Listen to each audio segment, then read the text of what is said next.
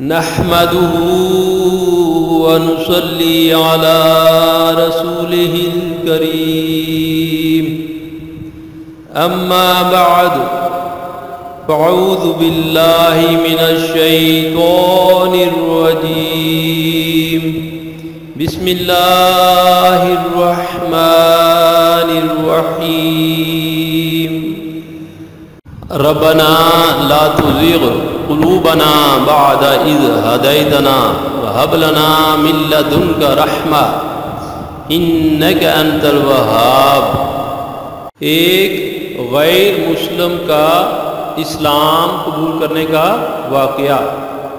اس کا کوئی گناہ تو نہیں تھا مگر وہ قتل کے الزام میں جیل میں بند تھا۔ اس کے کیمپ میں غالباً کوئی قتل ہو گیا تھا اور بعض دیگر افراد کے ساتھ اسے بھی پکڑ لیا گیا۔ اسے تو یقین تھا کہ اس کا اس قتل کے ساتھ کوئی تعلق نہیں ہے، مگر وہ دوسروں کو اس بات کا یقین کیسے دلائے؟ اس نے اپنی بھرپور کوشش کی کہ وہ پولیس والوں کو اپنی بے گناہی کا یقین دلائے، مگر اس کی ساری کوششیں رائیگاں جا رہی تھیں۔ پھر اس نے سوچا کیوں نہ میں اپنے معبود کو پکاروں۔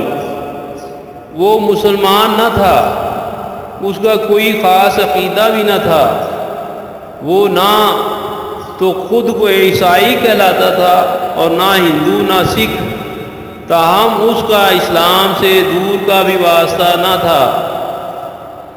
اس نے کچھ سوچا اور پھر عیسیٰ علیہ السلام کو پکارنا شروع کر دیا، ان سے مدد مانگی کہ وہ رہا ہو جائے۔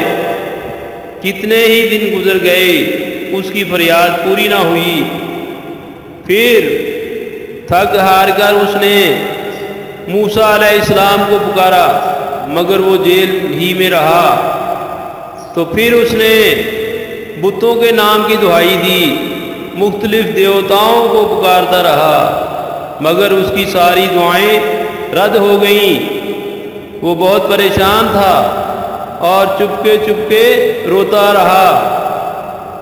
ایک دن اس کے دل میں خیال آیا کہ میں نے سارے معبود تو آزما لیے، اب کیوں نہ میں مسلمانوں کے رب کو پکاروں، اس سے مدد طلب کروں، شاید میری سنی جائے اور میں رہا ہو جاؤں۔ پھر اس نے اپنے ہاتھوں کو آسمان کی طرف بلند کیا اور اپنی زبان میں کچھ اس طرح کہنے لگا، اے مسلمانوں کے رب، ان کے اللہ، میں مسلمان تو نہیں ہوں مگر میں نے سارے دروازے کھٹکھٹا لیے، سارے ہی دروازے بند ملے۔ اے اللہ، اب میں آپ کے در کا سوالی بنتا ہوں، آپ سے مدد چاہتا ہوں، میری مشکل کو آسان کر دیجئے۔ وہ لمبی دعا مانگتا رہا، اپنی درخواست کو دہراتا رہا کہ اسے رہائی مل جائے۔ ابھی اس نے اپنے ہاتھ نیچے کیے ہی تھے، ایک سپاہی نے آ کر اس کی کوٹھری کا دروازہ کھٹکھٹایا۔ اس کا نام صدیق تھا۔ صدیق، تم باہر آؤ، ہم نے پوری تحقیق کر لی ہے، تم بے گناہ ہو، تمہیں باعزت بری کیا جاتا ہے۔ چند ہی منٹوں کے بعد وہ آزاد فضاؤں میں سانس لے رہا تھا۔ اب اس کا رخ مکتب جالیات کی طرف تھا۔ وہاں کے مدیر سے ملا اور اس سے کہا کہ مجھے کلمہ پڑھائیں، میں مسلمان ہونا چاہتا ہوں، مگر تمہارے ذہن میں کچھ سوالات ہوں گے، کچھ اشکالات۔ مدیر نے تعجب سے پوچھا۔ اس نے جواب دیا، جناب، میرے تمام سوالوں کا جواب مجھے مل چکا ہے۔ مجھے اس اللہ کی ضرورت ہے جو مضطرب اور لاچاروں کی مدد کرتا ہے اور ان کی دعائیں سنتا ہے اور قبول کرتا ہے۔ میرے سچے رب نے میری دعا سن لی۔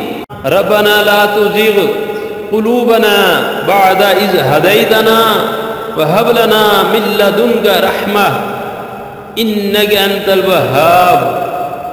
آخر میں آپ کے لیے دعا کرتا ہوں کہ اللہ تعالیٰ اپنے خاص کرم سے آپ کی زندگی میں چین و سکون کی ایسی بہار لائے جو کبھی ختم نہ ہو۔ اللہ پاک آپ کو ارض و سما کی تمام آفات و بلیات سے محفوظ رکھے، جن و شیاطین کے شر سے محفوظ رکھے، اور بے حساب خوشیاں عطا فرمائے۔ آپ کو ہمیشہ کی خوشی، تندرستی اور صحت عطا فرمائے۔